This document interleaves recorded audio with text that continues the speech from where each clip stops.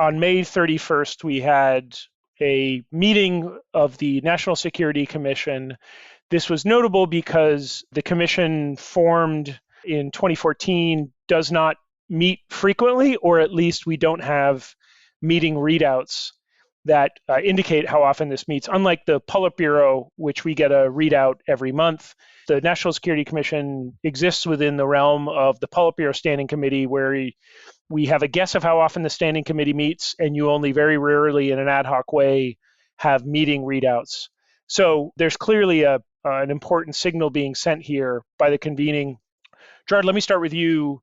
Looking at across the readout, I wanted to ask you what stuck out to you in terms of top-line messages or any important signals that you found notable? Well, one is a continuation of a pre-existing theme, which was in Xi's speech around the Party Congress, and which was in Xi's speech around the NPC, but also during the Party Congress, which is the idea of having to balance or rebalance development with security. So it says that it's necessary to guarantee the new development pattern with the new security pattern. And so if you are an official, the main message here is, yet again, you have two very broad priorities. One is security, one is development. Development is sort of the traditional objective, but now you're being told to balance those two things. It's not that they're given up on development, but it's not obvious how you're supposed to handle that. And also it's not, maybe this is beyond what they would say in a readout, but there's certainly tensions in the nature of the policy there, right? So if you're trying to maximize national security,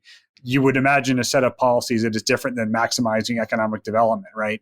And it's not clear how to reconcile that balance, even though there's a long-standing trend of basically delegating balance of contradictions to lower-level officials. But it's a tough spot to be in. So can I ask you as a follow-up, why does it strike us as novel that China is trying to balance security and development? I mean, it strikes me that, of course, the remit for policymakers in other countries here in the United States is trying to both secure national security interests, but also make sure your GDP grows. Why do we find this that notable in the Chinese context? One reason is right now, the Chinese economy is not doing well. The consumption recovery, which we talked about last time, is not going as well as they had hoped. It's okay in services, but definitely not in goods. And the industrial sector is not doing well. And the real estate sector is still, in the throes of the long tail of the three red lines. And so you would imagine if someone had just told me sort of in the abstract, this is the condition of the Chinese economy, what would you expect to be Beijing's priority? I would say, 6 stabilities. It would be about making sure the economy is fine, that employment, particularly for the young, is being addressed, et cetera. But they felt the need to broadcast this readout of the National Security Commission, which surely doesn't meet that infrequently, right? We're just not seeing it. And yet they wanted to emphasize the national security side. So it's like, given the objective conditions they're facing as an economy, it does strike me as notable that they're still saying balance security with development rather than saying you must stabilize the economy at all costs. Well, and can I jump on the back of that real quick, Jude? I would say, I think another reason maybe it's notable is obviously for decades, the priority was grow as fast as you can, right?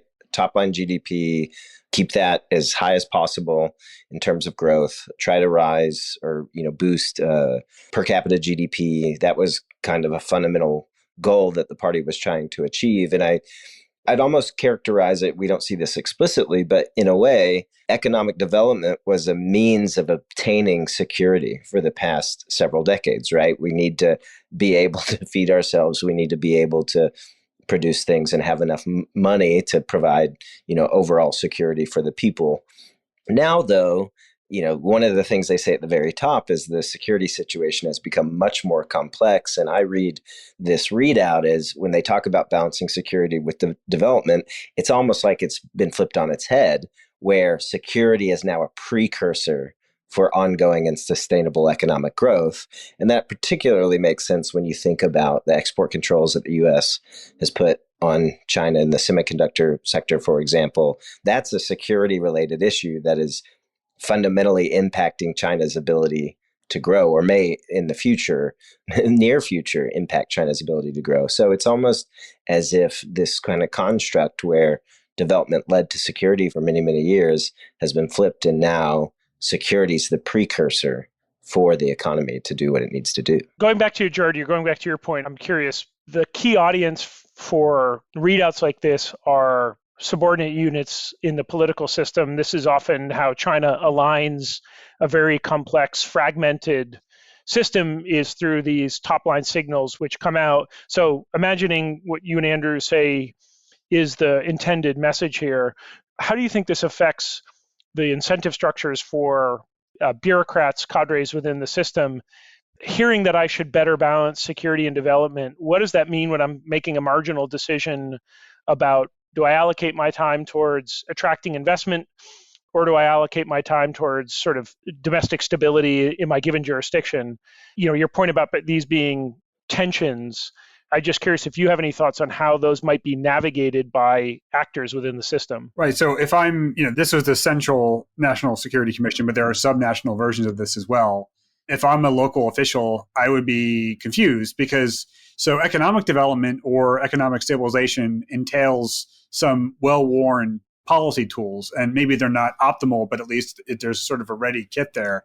Whereas if in this case, if I'm being told that, this is an increasingly complex situation and to be essentially worried about the external environment, and the background here is the core technologies and export controls, then that means that my existing policy toolkit, particularly as a local official, is not all that relevant. So if it were saying essentially what we're worried about is domestic unrest, that's one thing, because that, you have local PAT forces or whatever to manage that as necessary. But if it's saying what we're worried about is, in the broader context of what she has been saying in the recent months, is sort of technological and economic containment, as a local official, it's far less obvious to me what I can do about that, besides maybe using some of my dwindling resources to dial industrial policy up to 11 and provide more guidance to local firms to pursue more indigenous innovation, or basically try to replace core foreign inputs that you actually can get rid of. But it's hard because at the same time, they have an obvious economic problem, and localities, or at least many of them, are really strapped financially. And so if you don't have the fiscal tools to do much, it's not obvious, like, how do you even meet this mandate? I don't actually know. And can I just jump on the back of that to say that I totally agree with Gerard about the confusion aspect. And I would say that's both, that confusion seems to be manifesting both externally and internally.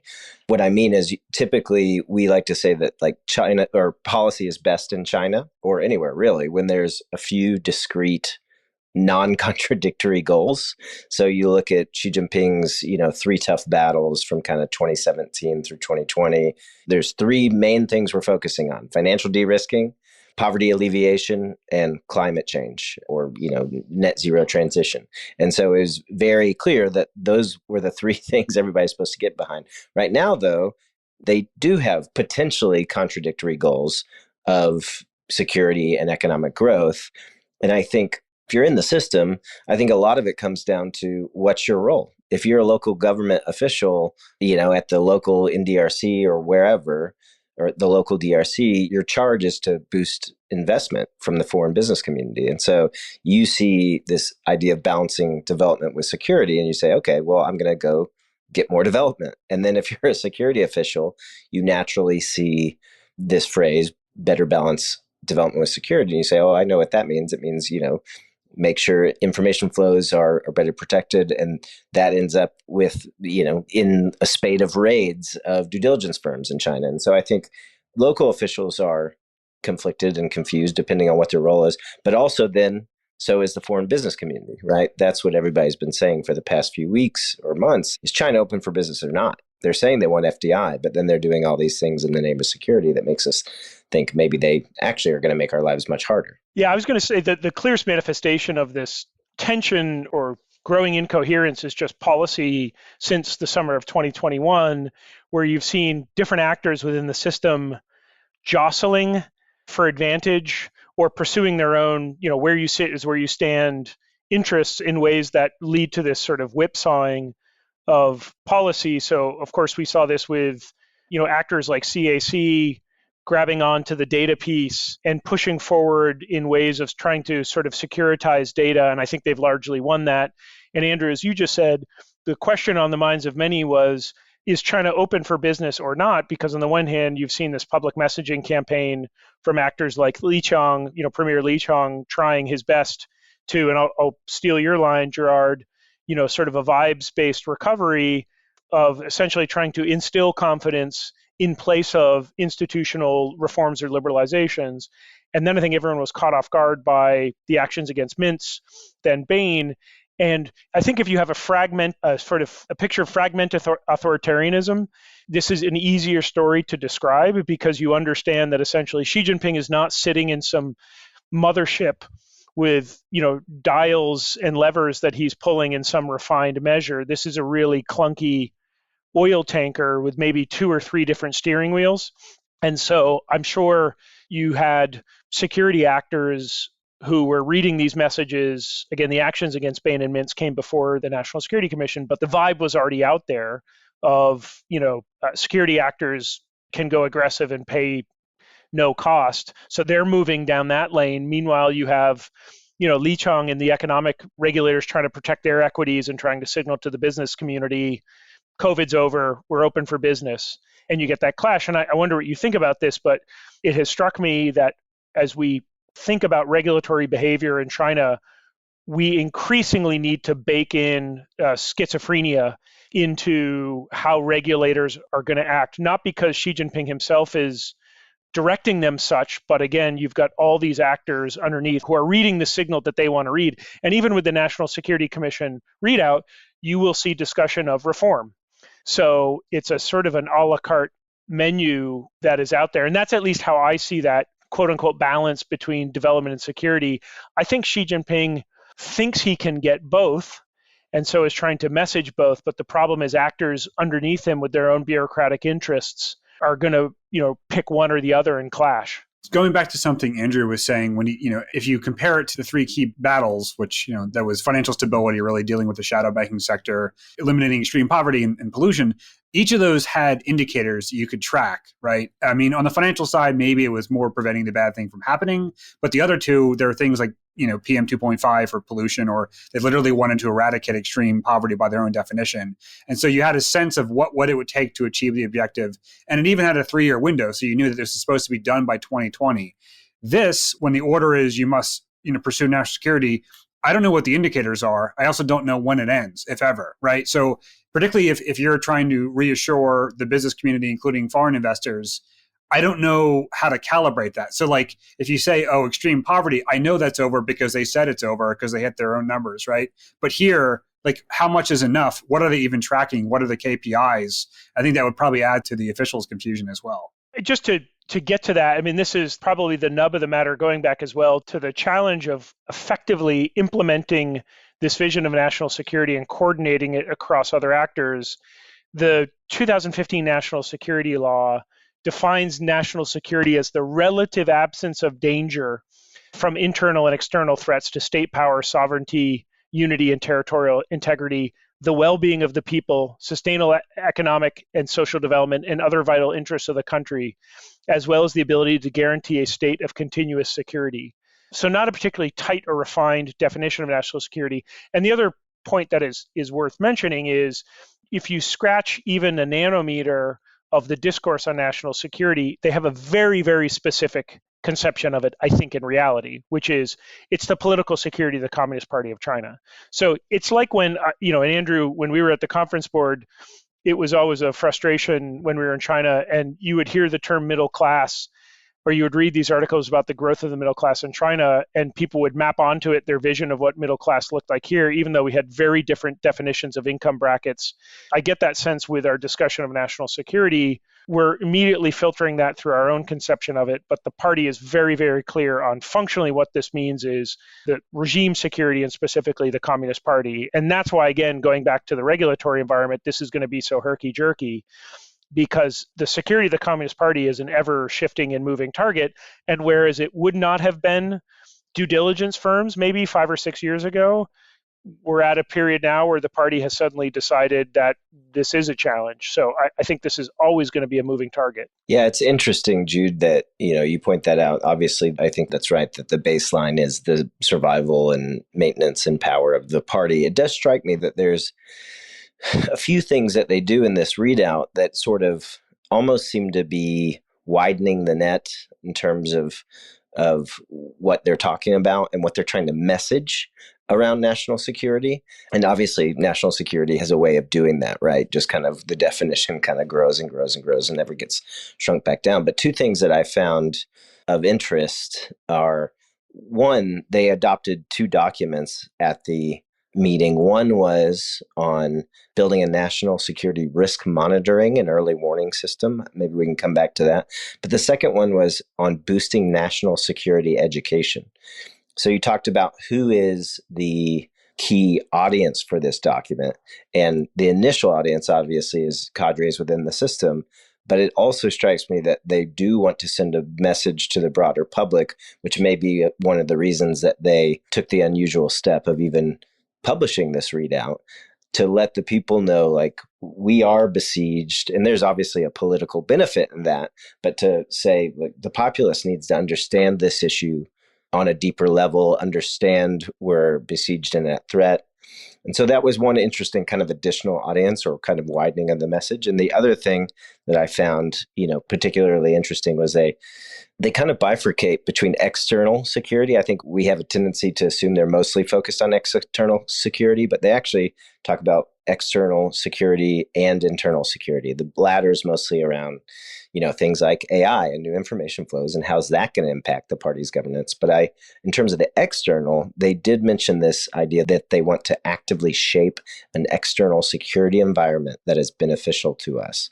And that struck me as somewhat new language and kind of new thinking, that we not only need to provide security, but actively shaping the external environment in our favor.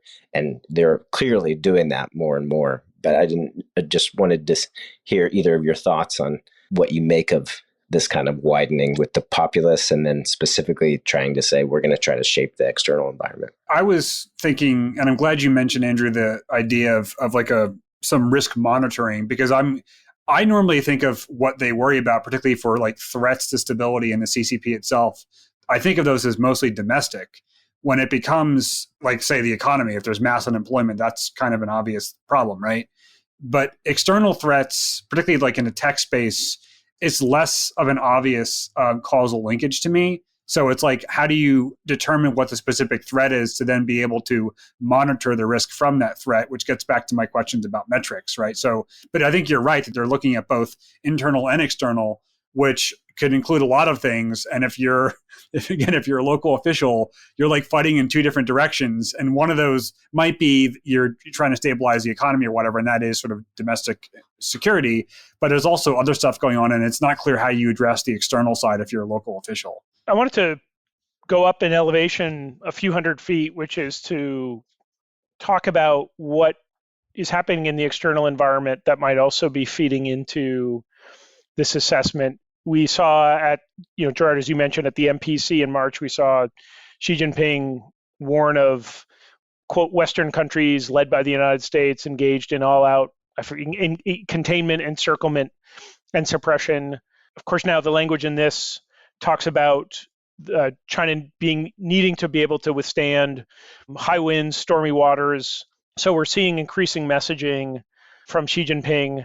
One of the challenges as external observers is, and I notice this debate going on right now, what is China reacting to an external environment and essentially trying to harden defenses? What is Xi Jinping potentially hardening defenses and gearing the system up for a more confrontational approach?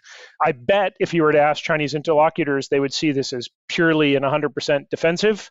This is one of the dynamics at play here in China bilateral relations, is both sides think they are purely acting in the defensive and everything the other side is doing is offensive.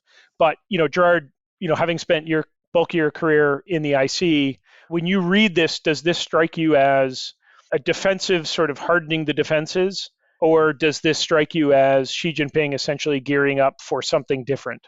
I tend to think of it as defensive because they see themselves as being vulnerable. I mean, maybe the answer to the question, or one way of answering it, is what is causing this, right? So as you already said, Xi was explicit that it's fear of all-around containment from the United States, which is probably most acutely in response to the October 7th export controls, but other things as well. And those are things which, from China's perspective, are offensive against China, even though we would maybe argue they're defensive. And so trying to counter that strikes me as mostly defensive. I think you might ask, like, okay, what is the practical difference of each one of those interpretations, right? So if it's purely defensive, then you might think, well, they're just responding to external, mostly US actions. And insofar as we sort of dial back or stop adding new export controls or whatever, then they're not going to add more measures and they'll sort of maybe calm down. The offensive version is they're preparing for something to come where they expect bad things to happen from the US, or they have specific intentions that are even broader, maybe relating to Taiwan. They're not mutually exclusive, of course, so it's hard to know. But I generally think of their system as being extremely insecure and paranoid. And most of their policy is being more reactive than people often in this town, at least, believe. And so I see this as just some pretty clear triggers from the US. And it's not necessarily an indication of any changing Chinese intentions. I might disagree with you a little bit, Gerard, just for the fun of it. I think overall, your depiction, I think, is accurate. My reading, if you put this National Security Commission meeting sort of in broader context, we kind of see Xi Jinping's recent efforts on the global stage as kind of the way we put them all together is saying Xi Jinping's trying to make the world safer for authoritarianism, right? And so that's not just about reaction, but kind of creating a global environment where, you know, the kind of the rules of geopolitics that were established kind of post-World War II and post-Cold War are increasingly seen as at odds with China's interests. And so I think about something like Xi Jinping pushing the Global Security Initiative, which is his sort of more proactive approach to say, we don't want, quote, bloc politics. We don't like NATO. We don't like sort of this strong collection of Western allies. Instead, what we should push towards is, you know, a more realpolitik geopolitical environment where countries are sort of safe to pursue their own interests. And, you know, obviously from a normative point of view, we can analyze that and disagree with it or whatever. But it does seem that Xi and co do seem, in my view, to be being more proactive than they have been in the past about not just trying to survive, but to the extent possible, shaping the external environment to basically make it safer for the CCP. So maybe we can meet halfway, though, and say that there clearly is a sort of counter-containment diplomatic strategy. And maybe the crux of that is, well, maybe it's two fronts. With the advanced economies, it's trying to keep them closely tied financially and economically, particularly with Europe, maybe Korea and a few others. And then the other part of that would be the global south, where China is essentially trying to become the leader of the new non-aligned movement, or whatever you want to call it in the Russia context, of pretending to be neutral when they're not. I'll concede all of that, and I would say that is sort of an offensive diplomatic posture. But then where I'm a little bit scratching my head in this specific context is that this readout is for the National Security Commission, and those policies are mostly foreign policies that would be handled presumably by the Foreign Affairs Commission. And so, like, what's the point of broadcasting? Maybe that's part of the broader impulse of Chinese policy. But if you're asking me, how do I read this particular statement? I think of that as being mostly beyond the scope of what this is talking about, because most of the cadres reading this have little to no bearing on the execution of the diplomatic strategy. Maybe I can add my own slight disagreement, which is I think it's pretty clear that one of the innovations Xi Jinping has driven on national security is to expand this in two directions. One, Andrew was just mentioning this sort of blurring the lines between, quote, traditional security threats and non-traditional, right? So non-traditional would, could be in AI, right? Or new and emerging technologies, increasing in the information domain. And then the other one is attempting to eradicate the barriers between domestic and international, because, and there's a pretty robust literature in the Chinese sort of national security world on this, understanding that, internal threats to the internal regime may emerge externally and vice versa. So I think, again, this is to where if your conception of national security is about regime security, then the demarcations between foreign and domestic don't make sense. The other thing is the National Security Commission is designed to be China's own version of an interagency. So it is designed to both, talk across internal and primarily externally faced actors. And then I think, Gerard, as we were talking about before we started clicking record, there's not only a central national security commission, in classic Leninist fashion, you have subordinate national security commissions at the provincial, local, municipal level. So I think this goes kind of vertically, but also horizontally across borders as well. That again speaks to maybe one of the challenges Xi Jinping has set up for himself, an incredibly expansive definition of national security that basically transcends all galactic limits and is defined across almost every domain. If you look at sort of how they define the national security issues, it's cultural security, economic security, financial security, discourse security. I think that both means this is going to be an unpredictable behemoth, and it will also functionally challenge the ability, I think, of Xi Jinping to be able to effectively address some of, even on the party's own terms, some of the most acute challenges that it faces, such as if everything is national security, nothing is national security. There are some emergent signs that some national security thinkers in China get this, and I want to read from a readout that we translated from a conference on national security work in China that was held in Beijing in 2022. And an academic at Peking University said, quote, that as the list of national security concerns grows longer, this may lead to a situation where the country is overwhelmed with limited time and resources, ministries are overwhelmed, and national decisions are misguided, which may have significant negative consequences for the development of the state, the nation, and society. So clearly you're seeing some people in the system recognize that this kind of ever-expanding conception of national security is going to be counterproductive insofar as it's going to overwhelm the ability of limited resources and bureaucratic actors to prioritize and focus on China's own terms, what are the most acute national security concerns. Yeah, I mean, if you're a party secretary at whatever level of government, you're basically being told that your priority is everything now. I want to just for the last few minutes talk about functional consequences of this. Andrew, let me start with you, and Gerard, want to get you to come in on this. Let's think about the regulatory environment for investors, companies, whether those are Chinese, corporates or privates, whether those are overseas companies.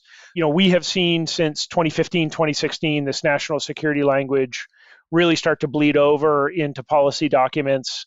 You saw Xi Jinping in early 2016, April 25th, I think it was, at a Politburo meeting, say financial security is national security. How do you see this shift over the last several years of functionally impacting economic and financial policy? Yeah, it's a great question. I'd say it is a bit of a double-edged sword because, as you all have been pointing out, if everything's national security, then you can't prioritize anything. But, in the specific case of the financial sector, it was really only after Xi Jinping said this is a national security priority that things started to get done. Again, that was a little bit of a different environment because there were sort of clearer goals and a smaller number of goals, it seemed, at the time. But that then really put people behind the financial de-risking campaign that took place from 2017 to 2020. And, folks said, okay, we realize that this is a level of very high importance because it is national security. And so we're going to push it through. And they got a lot done in terms of de-risking the financial system. So, if you're somewhat judicious with that designation, then it can be very powerful. But obviously, the more you kind of tack on, the more convoluted it becomes, harder to focus resources. One of the things, and I don't have evidence for this, but Gerard, curious your thoughts on this. It struck me that I can imagine a world in which financial regulators, specifically Liuhe, are trying to find ways to get Xi Jinping to care about de-risking in the financial sector.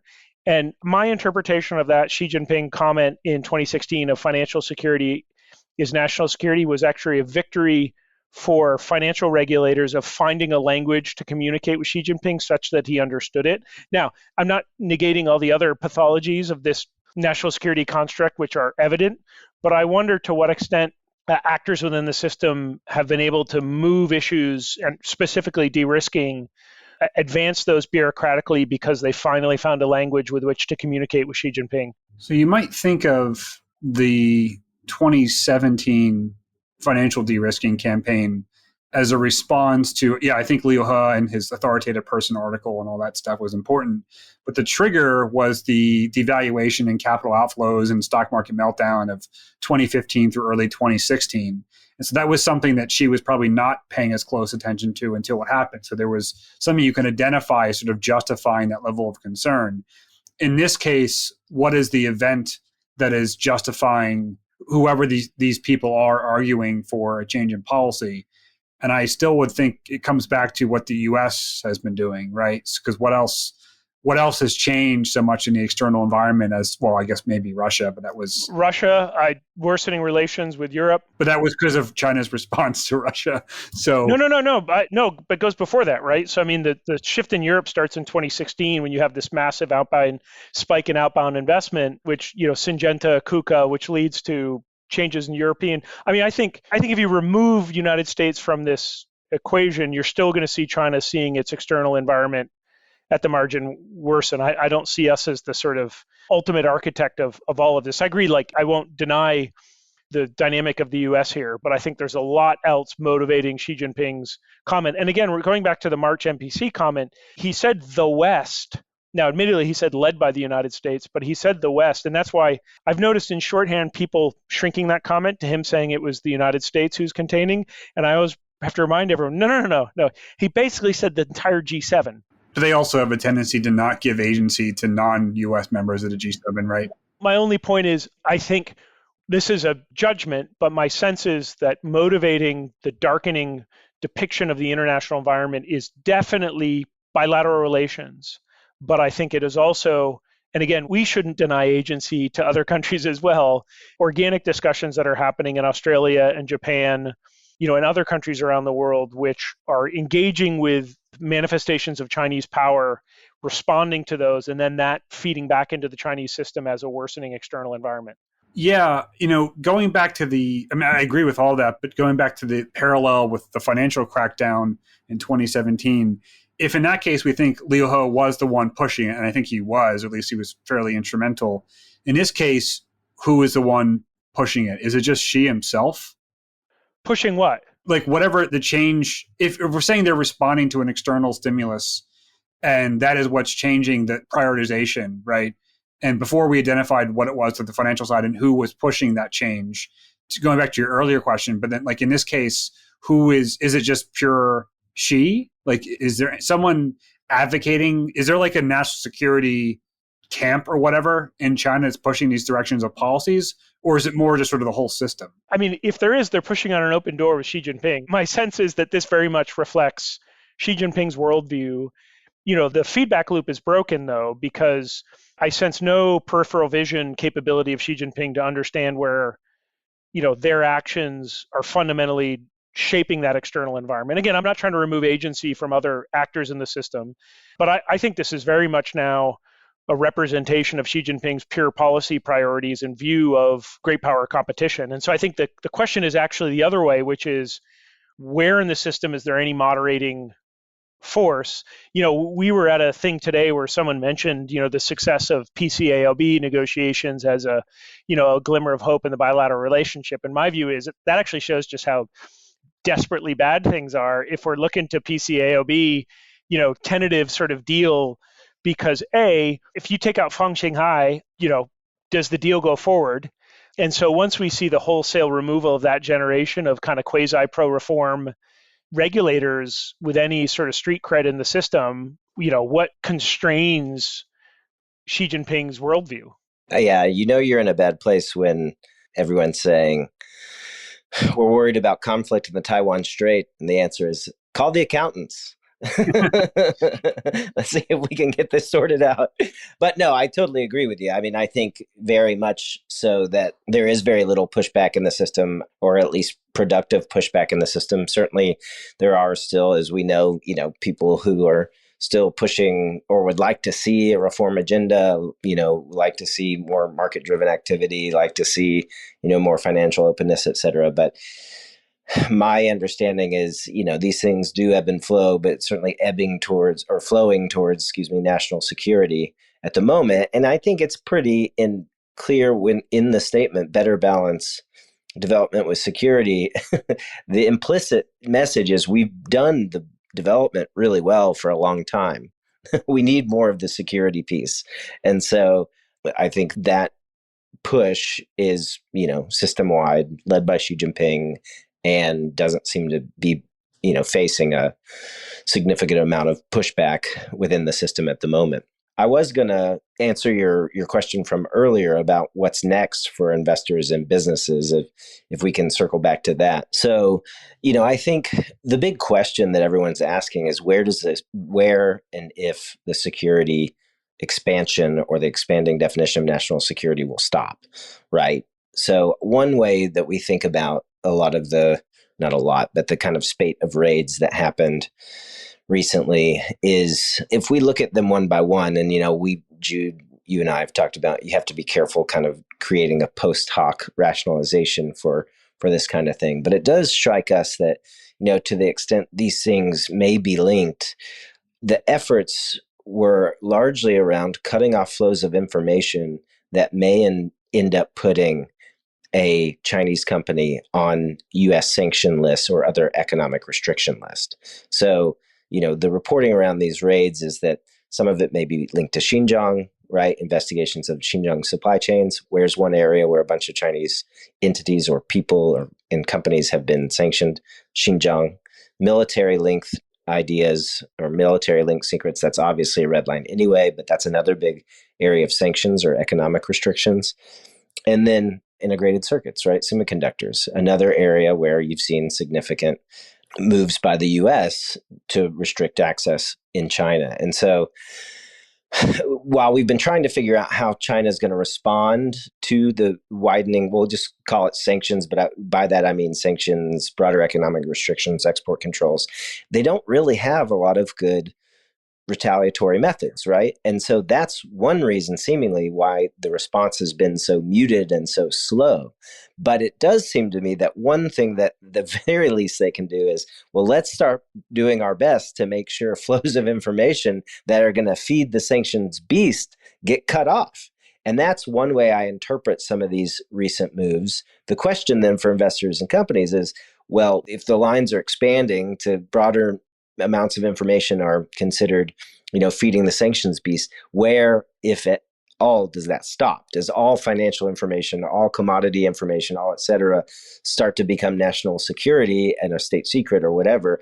I don't personally think we're going to get there in the very, very short term, but that's obviously the trend. And that's what businesses and investors are worried about. Are we just going to lose access to the information that we need based on national security grounds so that we can't invest or do business in China? And I think that's where the big open question is at the moment. Yeah, and of course, the information that quote unquote feeds the sanctions beast is the same information that feeds the investment beast, the M&A beast. And this is to your point of, in some sense, I think China does struggle with proportionate tit-for-tat responses. You're right, structurally, I think they have a more limited tool set than we do beyond sort of, a lot of blunt force punitive action against companies. And we've discussed before, if you look at things like the unreliable entity list, it's not that it has no effect, right? And as we've said, I think a lot of companies are now especially that China has used it, are worried if they come next. But that's different from efficacy, because I think China's view is we will use the unreliable entity list on company A, and that will force company B to go scurrying back to their capital, effectively lobby their government to pull back on actions. And I think there's absolutely zero evidence that is going to happen. And of course, even with the Micron decision, that didn't deliver a tit-for-tat retaliatory punch that got the United States to back off. You then have this round of discussion of, we can't let China come after our companies. So, the irony. You can't buy our chips, but you have to buy some of our chips. Well, Andrew, Gerard, I want to thank you for a great discussion. A lot more, and I suspect we'll be returning to the issue of national security many times in the future over the next 600 years of the Xi Jinping reign. So thank you both, and see you on a future podcast.